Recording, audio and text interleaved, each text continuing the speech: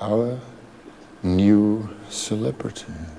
Welcome to MsMojo, and today we're counting down our picks for the top 10 stars you didn't know were extras in the Harry Potter movies. Take her away, Ian. Yeah, take it away, Ernie. It's going to be a bumpy ride. For this list, we'll be looking at celebs who became famous before or after their brief appearance in the wizarding world. Which familiar face were you surprised to see roaming the halls of Hogwarts? Be sure to let us know in the comments below. I should know, I played Eloise Midgen in Goblet of Fire. Number 10. Tom Ackley.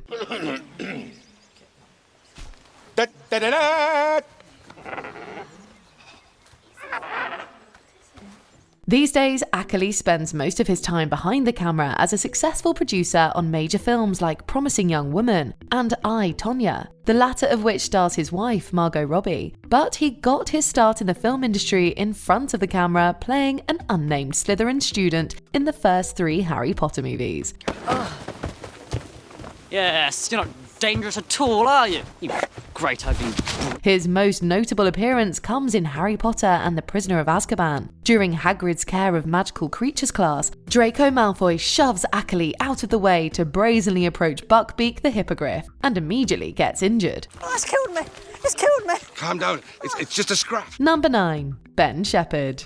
One of the hardest working TV presenters in the UK, Ben Shepherd can be found all over British entertainment. You are the most beautiful man in the world. It's like you're chiselled from marble. Do you think so? That's really lovely of you. Have you seen his abs? From Good Morning Britain to Ninja Warrior UK to Men's Health magazine, Shepherd is literally everywhere, so it only makes sense that this staple of English pop culture would show up in the Harry Potter franchise too. Step up, we've got fainting fancies, nosebleed nougat, and just in time for school, puking pastels. In Harry Potter and the Half-Blood Prince, Shepherd appears in Fred and George's Weasley's Wizard Wheezes joke shop. As Harry walks past, he's visible for just a moment on the left side of the screen, helping his young children, though you might not immediately recognise him with long hair and a moustache. Yeah, I can barely handle the pressure, Cammy. That's been obvious for a while, Ben. Number 8. Johnny Greenwood. Are you ready for some real music?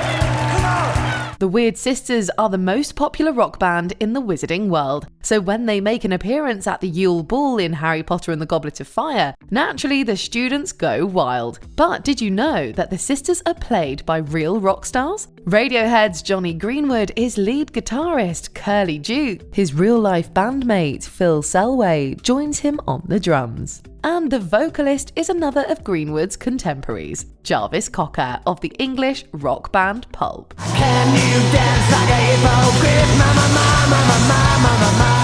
This might have been Greenwood's first foray into Hollywood, but it wasn't his last. Since then, he's become an incredibly successful film composer, writing scores for major movies like There Will Be Blood and Phantom Thread. This was about kind of resisting that urge as much as I could and to be, like I say, sincere and genuine in the romance of it. Or, not feel ashamed as I feel ashamed talking about it right now. Just, let it out, Number 7. Ian Brown.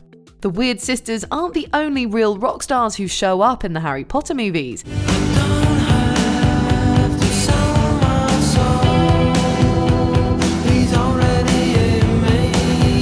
English musician Ian Brown also makes an appearance. Brown is best known as the lead singer of the Stone Roses, though he's also had a prolific solo career. You adore me.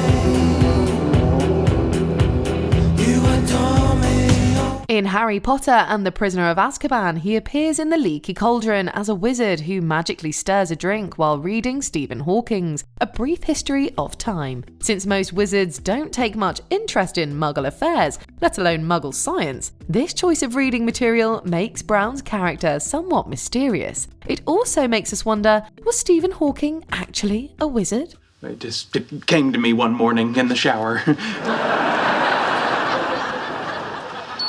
That's nice. Too bad it's wrong.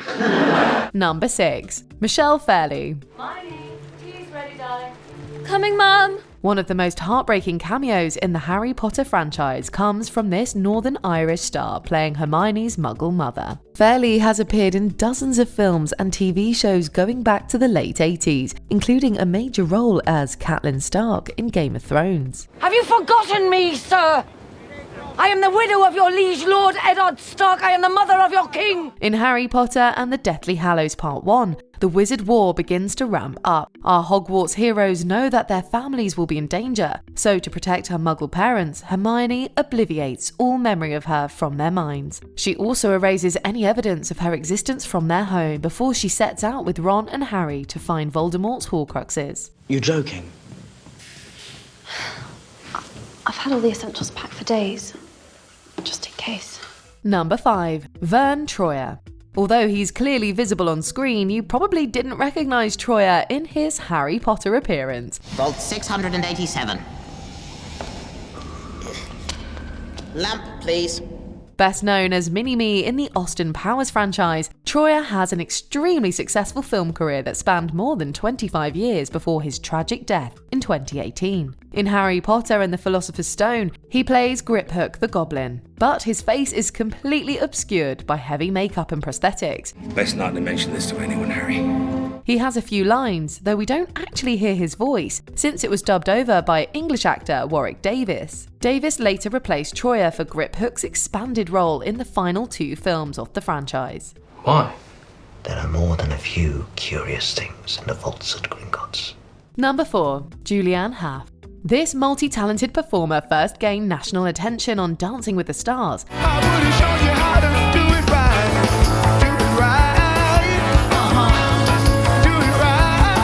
But before that, she appeared in Harry Potter and the Philosopher's Stone as a Gryffindor student. Today's game, Slytherin versus Gryffindor.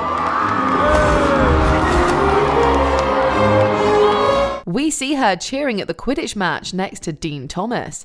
Later, she shows up in the Great Hall. She's not the only Dancing with the Stars alum in the film. In fact, she's not even the only Hough. Her brother Derek also appears as a Ravenclaw, and fellow dancer Mark Ballas can be seen behind Ron in the Sorting Hat ceremony. While on set with Daniel Radcliffe, Hough admits to developing quite a crush on the young star, sending him a Beanie Baby and a love note for Valentine's Day. Sadly, he never responded.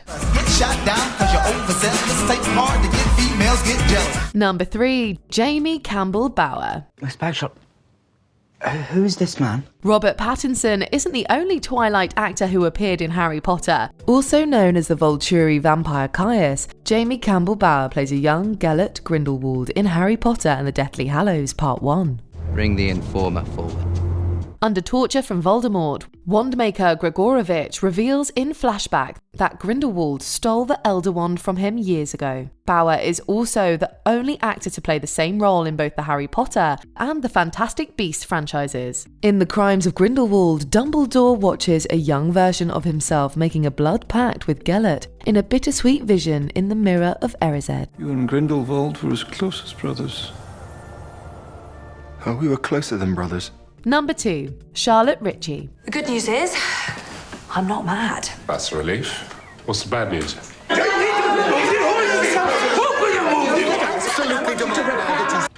They are.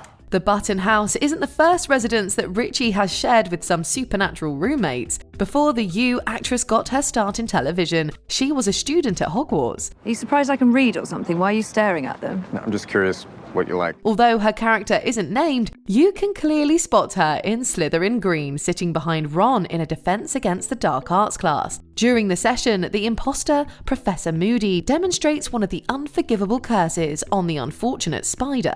This appearance in Harry Potter and the Goblet of Fire was actually Ritchie's first role in a feature-length film. So, which curse shall we see first? Before we unveil our top pick, here are a few honourable mentions. Lenny Henry. This shrunken head is a hilarious backseat driver. Hey guys, why the long faces? Jessie Nelson. Fans were amazed to learn the pop star was an extra in Goblet of Fire.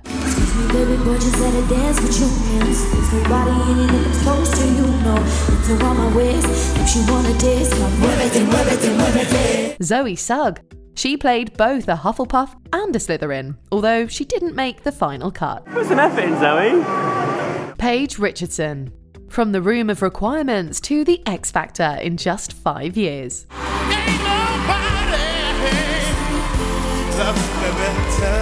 Makes me happy, makes me feel this way. Henry Lloyd-Hughes.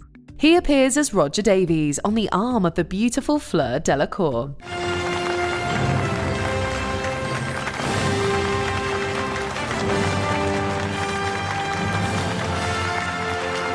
Before we continue, be sure to subscribe to our channel and ring the bell to get notified about our latest videos. You have the option to be notified for occasional videos or all of them. If you're on your phone, make sure you go into your settings and switch on notifications. Number 1. Regé-Jean Page. Before he was a paladin in one fantastical realm, Page was a wizard in another. He gained national attention and stole our hearts in the role of Duke Simon Bassett. Is there something funny about my name? No. Just perfectly fine. Perfectly fine. Very well, Daphne.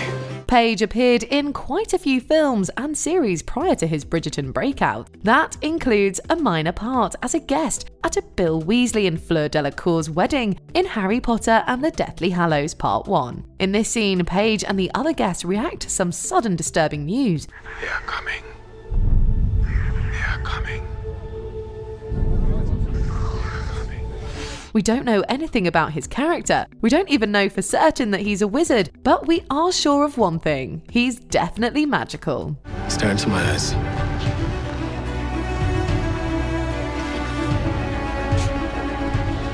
Yeah. Closer. Do you agree with our picks? Check out this other recent clip from MsMojo and be sure to subscribe and ring the bell to be notified about our latest videos.